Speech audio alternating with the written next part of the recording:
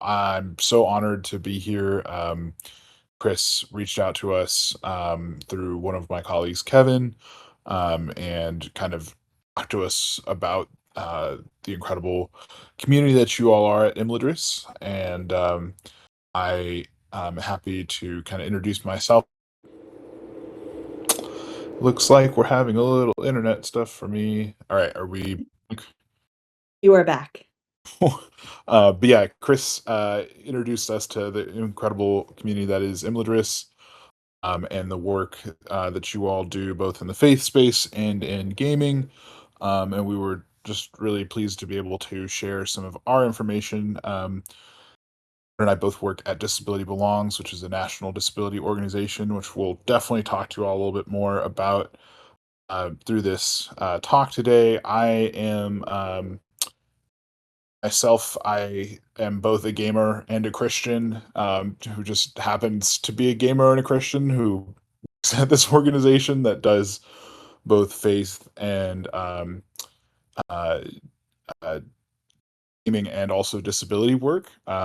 I, I truly feel like this lecture opportunity is so deeply in line with all of our intersections. It feels so uh, beautifully niche, and I very rarely had the opportunity to talk about these really important interests of mine all in one space. So, and I know that that's something that's really important to all y'all here. So yeah, my name is Ben Bond. I'll give a brief image description. It's something we do in the disability community, just if we have any blind participants. I'm a white man, and I have glasses, a brown beard, a purple shirt, yellow background. I am a multiply disabled person, got a lot of physical disabilities, and a whole host of other neurodiversity sort of disabilities as well. I am ordained in the Disciples of Christ tradition. If anybody knows anything about mainline Protestants, it's one of the one of the many iterations of the community. It's a smaller denomination. If you know about Texas Christian University, that's our university. So go frogs. Yeah, and I went to Yale Divinity School where I did my education, and really was fortunate to expand my theological knowledge and become really involved in disability community around Christian traditions and or the Christian tradition. And yeah, I am really fortunate to have been able to do this work. Our organization kind of spans the gamut of systemic advocacy around disability issues. I've been able to focus in on faith inclusion, and ensuring that communities are accessible, which is really incredible. And I'm also very fortunate to be joined by our senior vice president, Lauren Applebaum, who I'm happy to pass to her to introduce herself. Incredible resume in this world, and is very knowledgeable about all things disability, and the entertainment world. Truly anything you can imagine, Lauren has probably done. So I'm happy to pass it to Lauren to talk about herself a little bit. Thank you so much, Ben. I feel like I need Ben to like hype me up before I talk to anyone. He does a really great job of making you feel really good about yourself. So I'm Lauren Applebaum. As mentioned, I'm our SVP of Advocacy. I've been with Disability Belongs now for 11 years, and have had the opportunity to work in a whole variety of roles from communications and marketing to working within the entertainment industry to now overseeing both our policy work and our cultural change work. And underneath cultural change, we have a few different priority areas that we really find ourselves being able to kind of affect change. And some of those areas include the entertainment industry, video games, faith and spirituality. And we do a lot of interfaith work as well as working within specific faith communities, because our whole idea is that every disabled individual should be part of powerful community. And if faith is important to you, like it is to both Ben and myself, then our faith spaces need to be available to us and accessible to us. I grew up without a disability, but acquired one when I fell about 8 years ago. So I can speak to both from within the disability community and outside of the disability community, and then being welcomed in when I realized I needed to find that community myself. So today we're really excited to be speaking. I was really excited when Ben asked me to join him to speak with you today. So thank you, and I appreciate being welcomed into this space. Um, so today we're going to go over a few different areas, and then we'll kind of open it up to Q&A. We'll cover a little bit what is a disability, how have Christian perspectives shaped the cultural understanding of disability? What is the state of disability representation and inclusion within the gaming industry? And how can we move toward more authentic, respectful, and meaningful representation? And how we here at Disability Belongs can play a role in helping you do that. So I'm going to pass it off to Ben to share some stats on disability.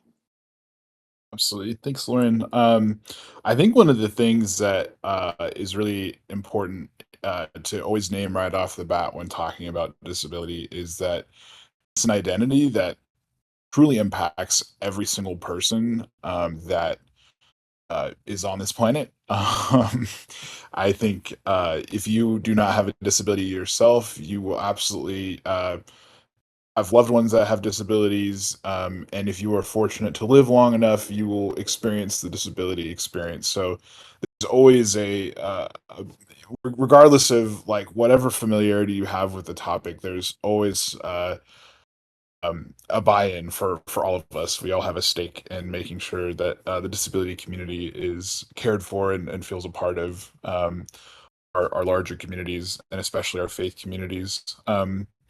And yeah, 61 million adults, 61 million people in the United States have a disability.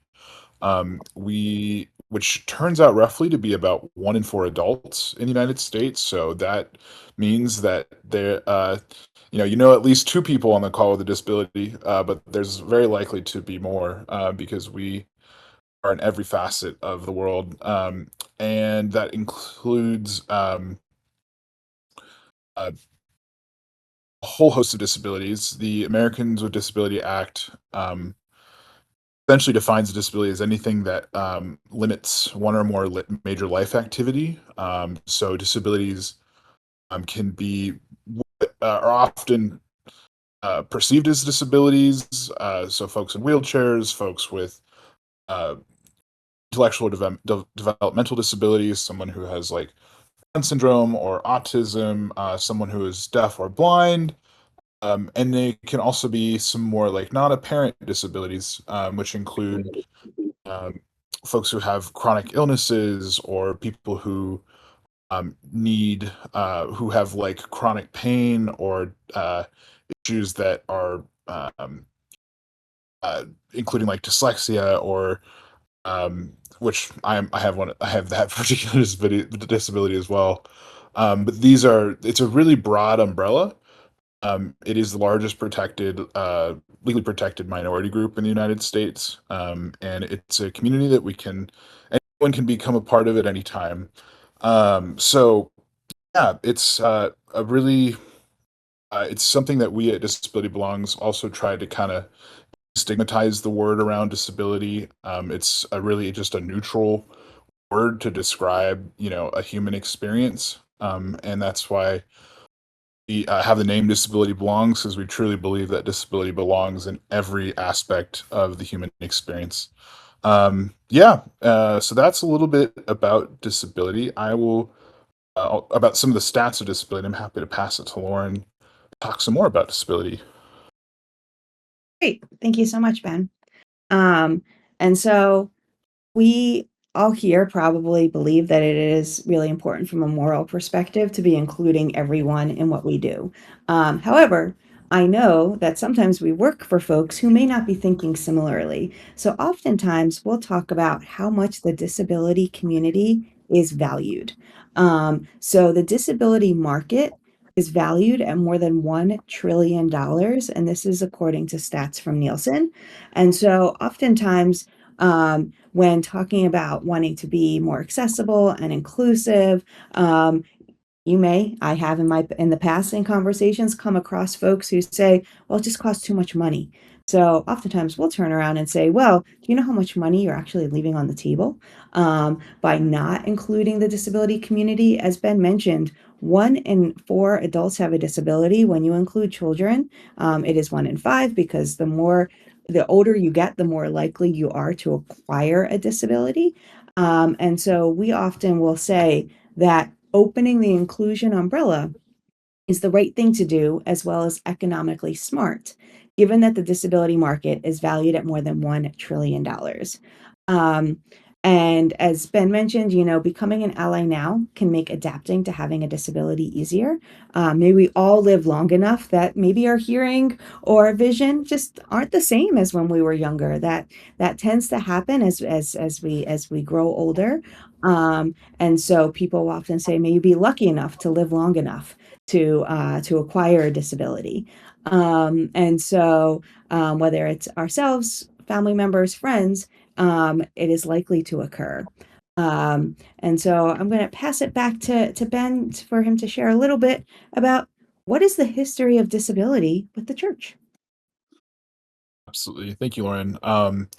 Yeah, and this is a topic I could talk about at length, but I'm going to be mindful of the fact that we want to respect everybody's time. But if at any point you want to talk to me offline, I find this really compelling, and I've done a lot of academic work on it. But yeah, so disability's relationship with the church is tremendously deep. And one of the realities of living in our global, world, Christianity has a really significant impact on how we perceive and engage with our ethical codes and how our legal system is set up. So usually, when having conversations around different types of models of disability, there are three different models. The first one is the medical model, which believes that disability is a problem that needs to be solved through medical intervention at any cost. And there is also the social model, which believes that disablement is a result of societal barriers.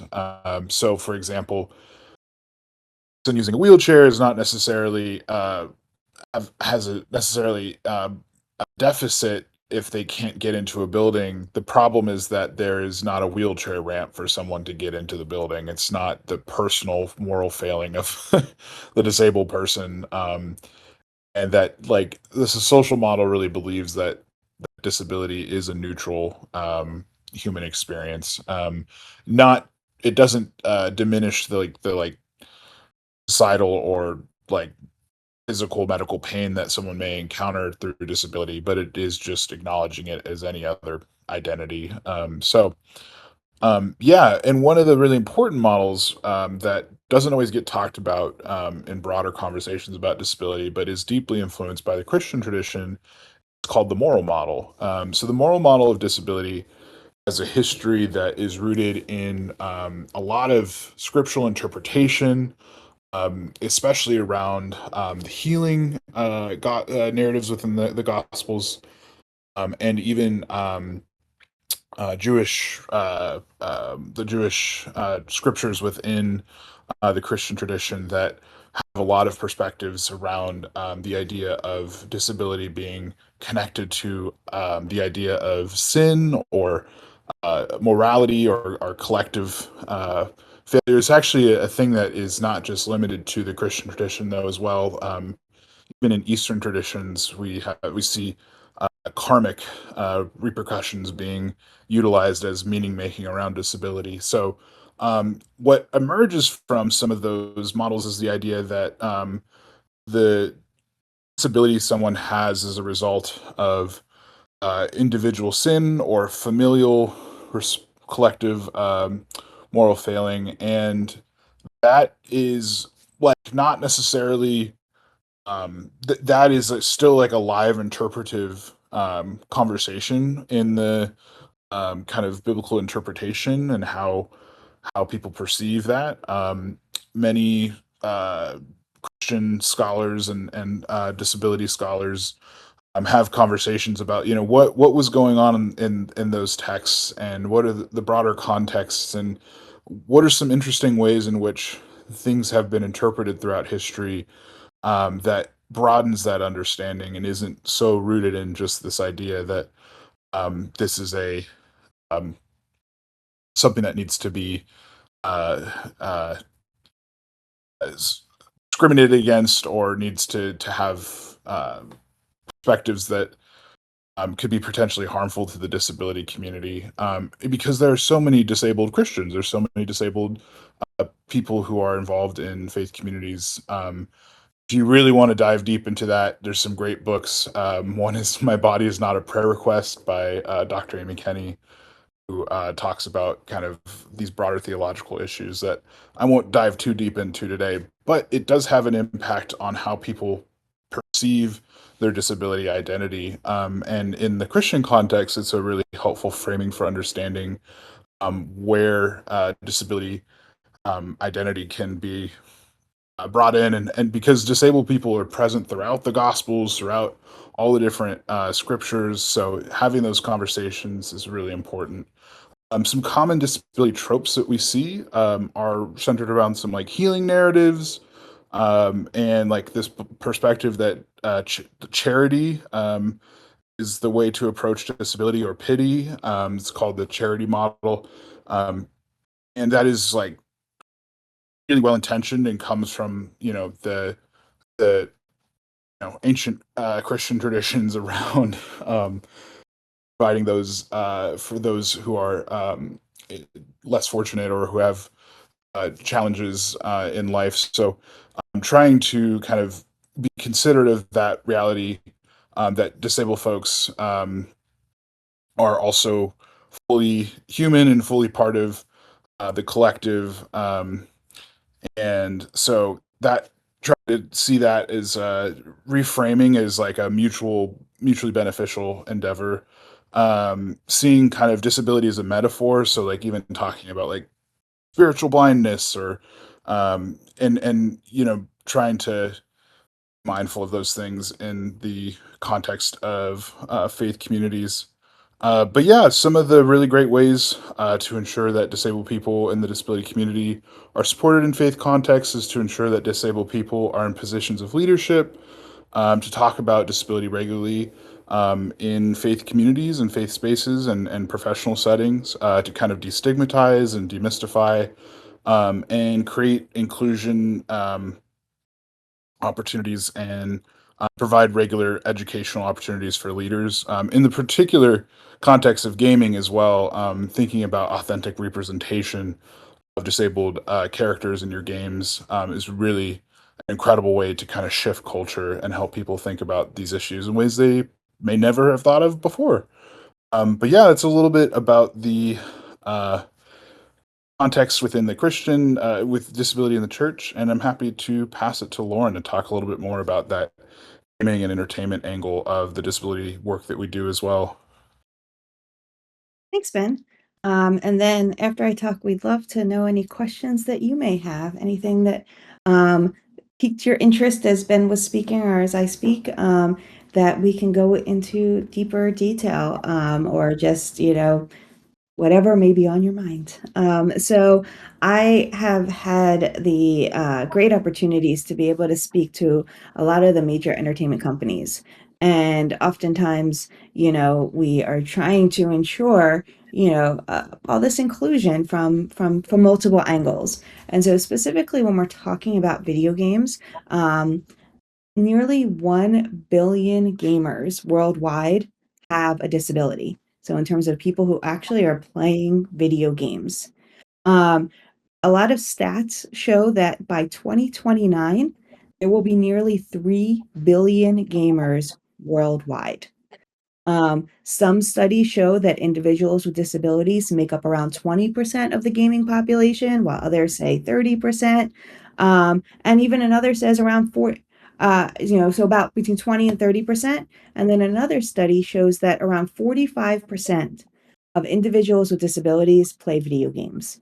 It's a great, so you think about that, nearly 1 in 2 disabled individuals play video games.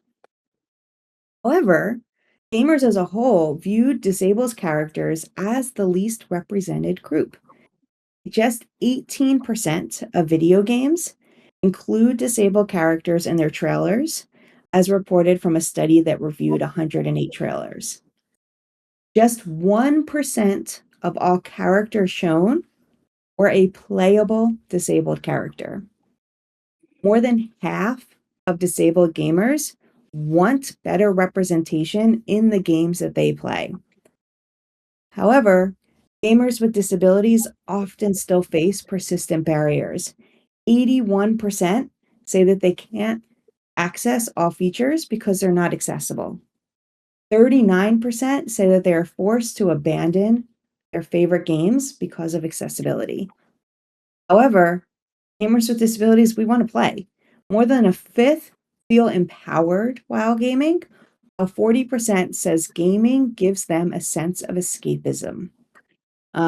I'll share a highlight of a game that I had the opportunity to work on. Now, here at Disability Belongs, we have had the opportunity to work on a variety of video games. However, as you all know, because you work within the industry, 90% of them are still under NDAs, non-disclosure agreements. But one that I do have permission to talk about is a PlayStation game, Ratchet and Clank Rift Apart. This was back in 2020, 2021, and I had the opportunity to serve as an accessibility consultant.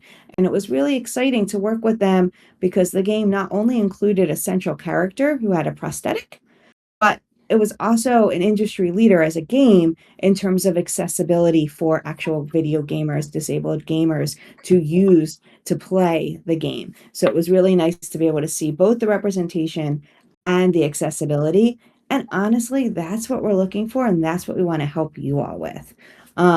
So Ben asked me to speak a little bit about what it is that we do here at Disability Belongs with You. So we offer trainings, we offer consulting opportunities. We'll do things like review scripts. We'll help with casting. And no matter how niche you think that casting is, we've probably seen even something more niche. We help with character design and animatic reviews, marketing and PR talking points, doing a full disability fundamentals training or workshop, and recommending cast, crew, and writers. Back in 2019, I had the opportunity to start the Disability Belongs Entertainment Lab. We now have nearly 300 alumni who are working in all areas within entertainment, a lot of whom are writers, some of whom are animators, some who work in marketing. And so when we get asks for cast, crew, writers, we're able to help with that. And similar to casting advisements, these could be very niche as well. And so when you're asking for things of people that represent various communities, and intersections of, that is something that we're able to help with too. And so I'm going to stick a few items in the chat if you are interested. We invite you to sign up for our newsletters. We have a monthly faith and spirituality newsletter that covers a whole variety. It is multi-faith and interfaith, but covers a whole variety. And I believe Chris has given us permission to talk about this in our next coming one, so you may be featured in our next newsletter. And then we also have a week that is focused on entertainment specific. And so I'm going to. This is exciting. It's my first time doing a presentation like this on Discord, and so thank you for giving me this opportunity to learn. And so I am putting it in right now. So I just put a link in there where you can sign up to receive any of our newsletters. We have other options you'll see there as well. Um, and how frequent they are, depending on how many emails you want to get in a week. Um, and then I also invite you to, not required, but if you would like to support our work, we are a nonprofit. We're always looking for donations. And so I have put that link in there as well. Definitely would not say no to that. And just also wanted to say you are welcome to reach out directly to us. If you are working on a project and you're like, hey, I want Ben to review my stuff, or, we're really glad to be doing that. So I'm sticking in our generic email, which is partners, as well as sharing Ben's email as well. So feel free to reach out to us if we can be if we can play a role in helping you make your content and your work better. I'm gonna pause there and look up and see if there are any questions that are in the chat. Um, really just Yeah. appreciate all this text. Yeah, Ben. Also say there are no bad questions. We welcome all questions, curiosities, statements. We really value the opportunity to be in conversation with you all. So I know this is a topic that like may have like one really deep knowledge in like gaming or Christianity or disability, but probably not all three because that's who does other than maybe me. Yeah, if you've got questions or thoughts or reflections, love to hear all those things. We really hope that to this to be a generative space for conversation and for spreading the word. I know this is a really robust community, and so if you're watching this on the recording, feel free to reach out with any questions to us directly as well. So yeah.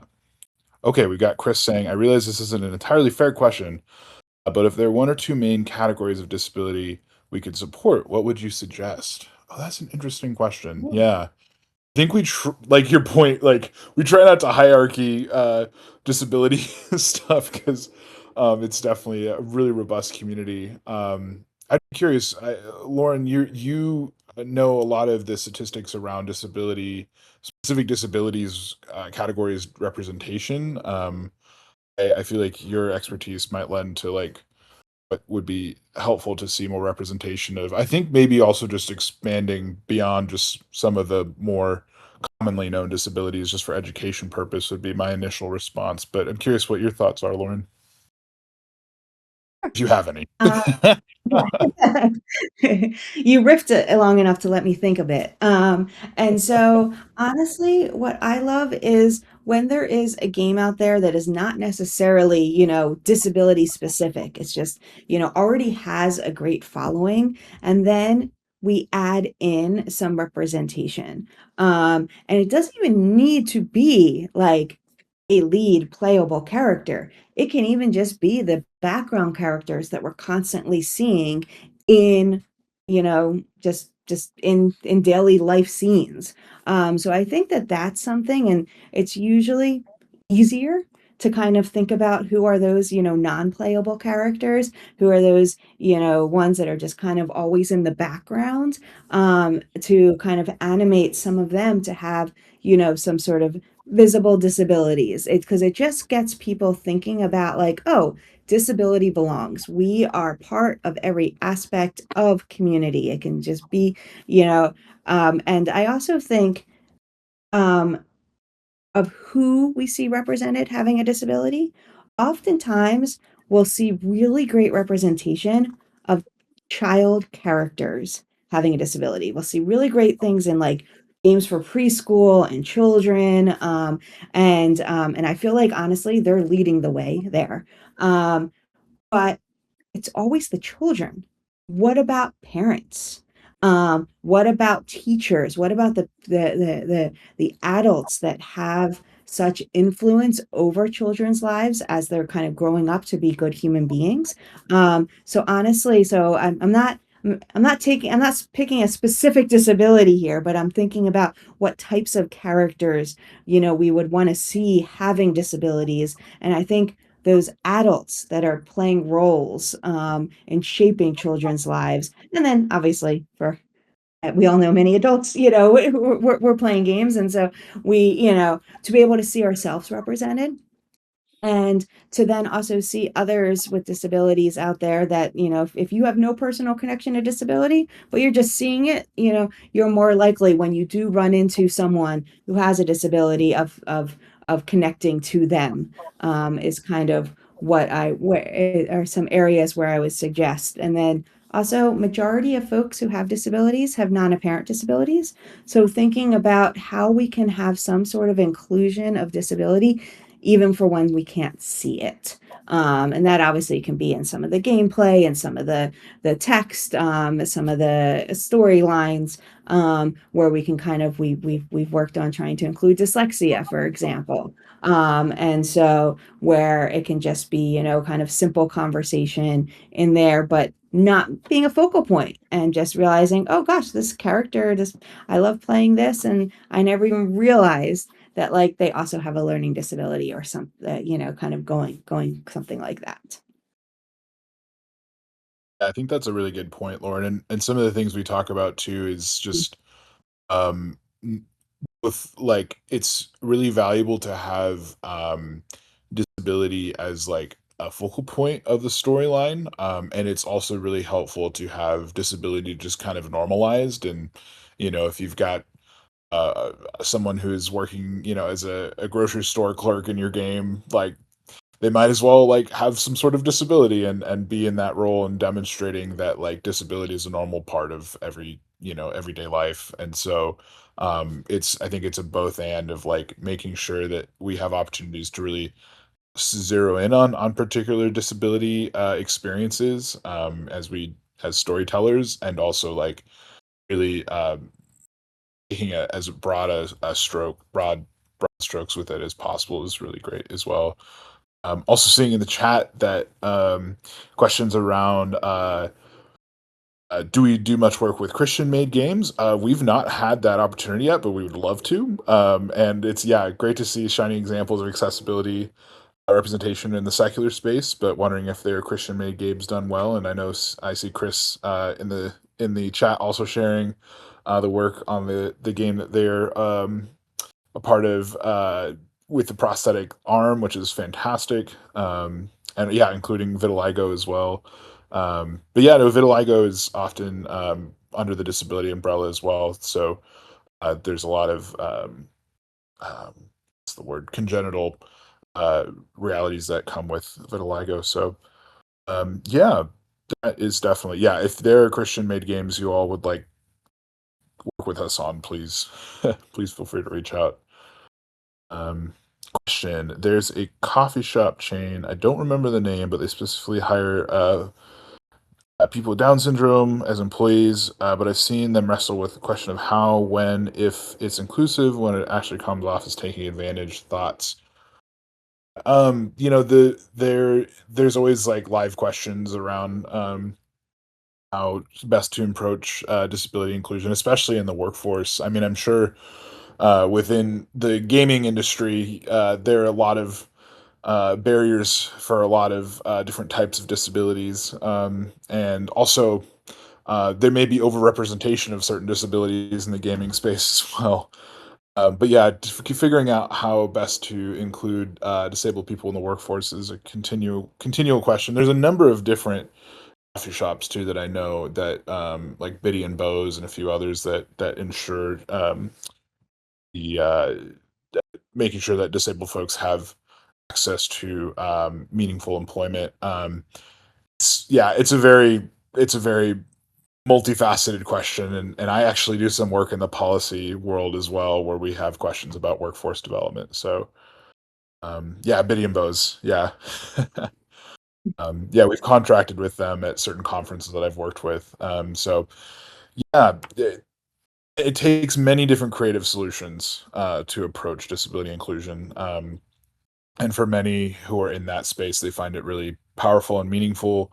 And I'm sure there's also like valid critiques around different ways of approaching inclusion. So we are not, to my knowledge, connected with Praxis Labs. Would love to learn more. Let's see, Sean is typing.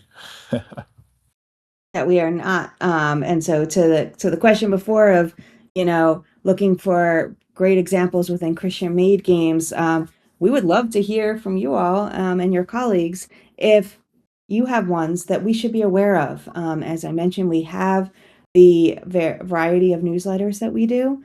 And so both our faith newsletter and our entertainment newsletter. And so we're always looking for good examples to promote. So if you're working on something or have something that you've already done that you think would be good for us to potentially write about, review, promote, we are 100% open to kind of receiving that from you. And then our team will kind of take a look and kind of come back. People think we're a lot larger than we are. We are a fairly small team, so sometimes we can't do things right away, but we will definitely, take a look at whatever you send our way, because we find that when we're able to promote good content, it enables other people to look at it and say, "Oh, wow, that's really wonderful what they're doing. I want to do that too." So we would be really glad to kind of do things like that. And to that question about the coffee company, um, you know, I understand that sometimes people are like, "Oh gosh, I really want to be inclusive, but I don't want it to come off as I'm tokenizing someone or this." So we often will say it's really important to include the disability community in what you do. So if you're working on something and you're like, "Oh, I want to include a disabled character," don't do it just to check off the box. Do it because you want to have the character add value to your product. And then you want to make sure that you bring in, either if you're hiring writers, a disabled writer, or consult with a disabled writer. We're glad to make those connections. Ben does a lot of consulting work for us, so he could potentially be that person. And then also in terms of like if you are using any voice actors, looking for folks who have that disability, and even bringing in disabled voice actors for non-disabled roles as well, because it can show that you're just trying to be inclusive because you're trying to kind of do the right thing. And I'm not saying to hire someone just because they have a disability. I'm saying to give folks with a disability our fair shot, because I guarantee you it's not an act of charity. Like, we come with the talent, we come with the skills, and all of that. So I'm loving seeing this, starting a new game development education channel on YouTube and website that you're trying to make super accessible. Yeah, even not a video game, that is fine. And if you're looking for help in ensuring that that website is accessible, our colleague Ashley does a lot of work with, individuals, nonprofits, for profits, you name it, in website and social media accessibility. And yes, would love to be connected to folks over at Praxis. Thank you for that offer. We really appreciate it. Yeah, and to your point, Chris, I think that normalizing just everyday people in media is really, really valuable, and I agree with the Christian representation too. It's helpful to have a whole breadth of faith communities represented, and not just like particular uh, stereotypes or particular portrayals that elicit, a whole host of like very pigeonholed perspectives on how people are in this world. So yeah, and our the other organization that we are in communication with, that we really value as partners as well, who really focus on the hardware side. If you have any questions around hardware, we we joke with each other. It's like, if you have more narrative based, storytelling questions, like they refer clients and folks they work with to us. Also, if you have any hardware questions, Able Gamers is a really incredible nonprofit that does specific work on making sure that like the controllers that are being developed, the hardware itself is actually accessible. So it takes many communities working together. So um, okay, good question, Chris. Yeah, broadly speaking, what is your biggest Okay, wait, we've got a couple different ones. Sorry. Thank you, Sean. Let's do Sean's first. Thank you so much for being here. One reason I didn't want to miss this lecture today is because I have been legally disabled since 2002. However, it's not something I always feel comfortable mentioning because I never know how it affect my perception within a team. Absolutely, very real experience. In the Christian gaming space, I find the ability to open up a bit more. That's wonderful. What can we do to make more people feel safe to speak up about these things? I am gonna pass that to Lauren 'cause, Lauren's been doing this for a long time. Yeah. So, I was an ally before I joined the disability community as an adult. And so, and you're 100% correct. I work with so many creatives within the broader entertainment space, whether they were born with a disability, acquire a disability later in life, and they're always asking, well, when do I need to say I have a disability? And I often say, well, you don't have to ever tell anyone that you have a disability. The question is if you need accommodations. I was working with one executive who's pretty high up, and he has low vision. And he hid the fact that he had a disability for 30, 40 years. And did it affect his ability to work as well as he could? Yeah. It meant that he often had to like go back and redo things afterwards because he kind of just did what he could during the day, and then he had to go spend the time really re-looking up and making sure everything was done correctly. And I think that that is a really awful thing because there are easy, relatively inexpensive accommodations that someone could have to just magnify everything. Um, and similarly, talk to someone who's an executive who is deaf, and she would get by reading lips. And you may think, and this comes up in some video games sometimes, reading lips. When someone who's deaf, even if they're really, really good at reading lips, they're only catching about 30 to 50% of it from reading your lips. They're inferring the rest from context clues. And so, but she went a very long time, hiding and just kind of using reading lips before asking for, accommodations that could be provided within the workplace because of that feeling, exactly what you said, John, that it would affect your perception within a team. And so, what can we do to make people feel safe? Um, talking about it when you don't have a disability. What Ben did that I neglected to do, giving a visual description of yourself, even if you know everyone in that room doesn't need it. Well, you might not even know.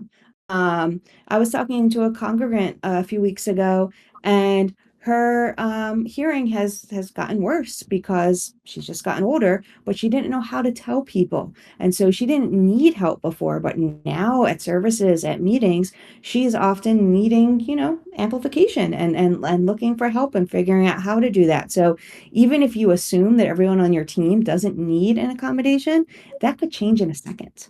And so doing things like giving a visual description of yourself will make someone, if their sight is going, that will help them and they don't even have to ask for it. And I guarantee you, every time we do a conversation like this, there's at least one person who comes and says, hey, I have a disability. Sometimes they're sending us a private message because they're even afraid to say it within their community.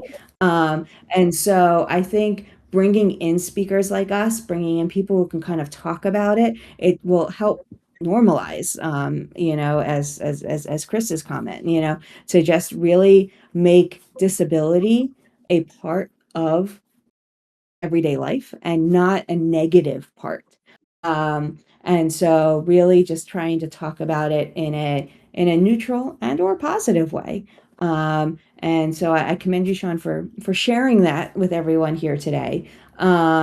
And the more that you open up, the more that that's going to enable the next person to feel that they can open up as well. So I often will challenge folks who have already been very successful, people who are executives, for them, if they tell me that they've been hiding a disability, I challenge them to really share because especially when you've made it to a very high level at work, it's going to be much more difficult for someone to question your ability to do your work because you've already proven it. And so because and we want the 20-year-old who's just finishing up college to be able to kind of share what disability they may have, because they're honestly, they're going to be better at their job if they're able to be open and share about their disability, and just better being part of life. All right, so I'm seeing Chris. Ben, do you want?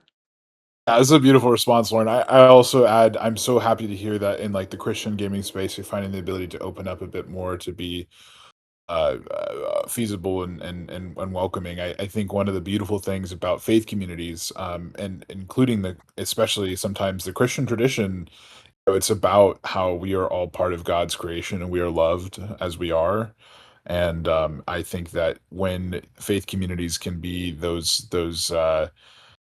refuges, that those sanctuaries, it can help empower us to feel safe in sharing that and feeling protected and cared for in our professional lives and in our broader work. So I just really commend you for that. I'm so happy that the Christian gaming space has been um, in, a warm place of sanctuary. It sounds like in some capacity. And yeah, I'm really happy to hear that it has been positive opportunity to welcome people into who we are, and I think that's one of the beautiful things about deepening spirituality. It's a continual process of individual and communal deepening of our collective understanding, and it's yeah, I uh, hope that you feel empowered along this journey, and cared for by your faith community. Seems like you all have here, which is fantastic. And then we got Chris's question. Broadly speaking, what's your biggest organizational challenge? Obviously, gaming is a tiny touch points to all your cover. Yeah, I think absolutely, it's a good question. I anticipate probably our biggest challenge is just education. Many folks just don't know what they don't know. And so the more we have the opportunity to really dive deep into, or just share some of the basics about what disabilities are, who disabled people are, who our community is, people are generally pretty excited to learn more. I think there's a lot of fear of getting things wrong, fear of trying to do something good and messing up in the process. But we encourage people to always, stay connected and reach out to ask about how to do things well. So like helping, I think some of the biggest challenges are education and then helping folks feel empowered to do things that are going to benefit the disability community and our communities as a whole. So Lauren does a lot more of the executive level stuff, so she may have a very different answer. But yeah. Well, I mean, so we don't give out wheelchairs. We don't give out, aids to folks. Like we're really trying to work at a systemic level. So I think that that is just a lot harder to sometimes explain because we're trying to change culture, both externally by, helping individuals, but also within the existing systems that exist. So I think that that's just a difficult goal to achieve because there are so many factors that influence cultural change. But if I were going to answer it completely honestly, if you ask any nonprofit what their biggest organizational challenge is, it's funding. I mean, I can't lie about that. But so that's always our biggest organizational challenge. But in terms of kind of content, I think education, what Ben said, and just trying to get people to include disability in the conversation, and just realizing that making things accessible is not just for a small segment of the population, but like really is going to help kind of all of us. And I see this next question. Curious to know how many people feel unsafe to share this kind of thing. And, and yes, it is pretty significant. Even when we run leadership programs, and it is all run by disabled individuals for disabled individuals, there are folks who say, "Hey, can you make sure that I'm not included in anything? Because I just don't want it identified. And what's interesting, because then you say, makes me wonder about any difference between those born with disabilities and those who enter the community.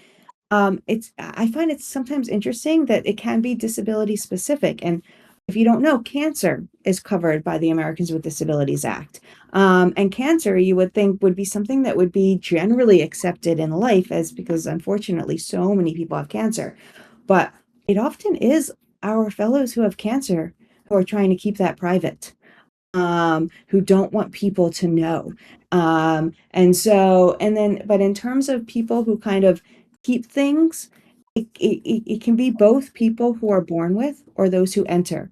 Especially in this virtual world, if people are interviewing for a job that is virtual, for example, they may always hide the fact that they use a wheelchair, and they could have been born, needing to use a wheelchair, just because it doesn't matter if they can walk or not to do their job, but they may be afraid that the perception of not being able to walk could make someone to think that they can't do something else as well. Absolutely. And yeah, I think your point, Wesley, that you experience both being someone who was born with disabilities and have acquired more. I too share that experience. I was born with dyslexia and dyscalculia, along with a couple other disabilities, and I have inherited, I have acquired more in this life, and who primarily physical disabilities that I didn't have growing up. And there absolutely is different experiences within that. And To answer your question too around the abled and neurodivergent, in like broad disability conversations, disability community, like it's all under the umbrella of disability, including neurodivergence. And so it's a continuing learning experience. I think the thing that Lauren and I also know is that there are so many different disability experiences, and part of the beauty of our organization being cross disability focused is that we are constantly learning about all the other disability experiences, and we always try to reiterate that you meet one disabled person, you've met one disabled person, because there are a lot of parallels in our communities, but like I've met a lot of disabled people whose experiences are radically different than mine, but we do share in a lot of common endeavors. So I really appreciate you highlighting that. Yeah, And I think it's very common to discover more about yourself as you get older. Um, and so it's not necessarily like in my case, I fell, which led to me acquiring a disability. But I have met many folks in their 20s, 30s, 40s, and up who learned something new about themselves. In fact, a member of my team, she didn't realize that she had dyslexia until she started working with me. And another member of my team didn't realize that she had ADHD, because they learned about the different disabilities while working here. And then they're like, wait, that sounds familiar. And then they went and they got tested and realized that they themselves. And then they turned around and said, hey, I don't know what accommodations I need, but I'm learning something new about myself. Can you help me figure out like how I can be better worker within this? And so it was a journey that we explored together. And I think just being open, back to that question of how can we make people feel safe. If you have an employee, you have a coworker who comes to you and starts telling you about something, you know, giving them that space, I think, is so important. have reached our time. Thank you so much for the time allotted and your attention. And yeah, like Lauren said, money is always our thing.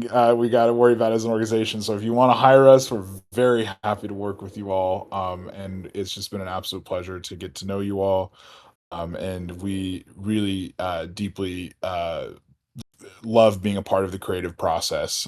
So spread the word, share with your friends and loved ones, and those on the recording. Again, feel free to reach out to us. And we hope to be in continuous communication. And yeah, sending my prayers your way, however you take those.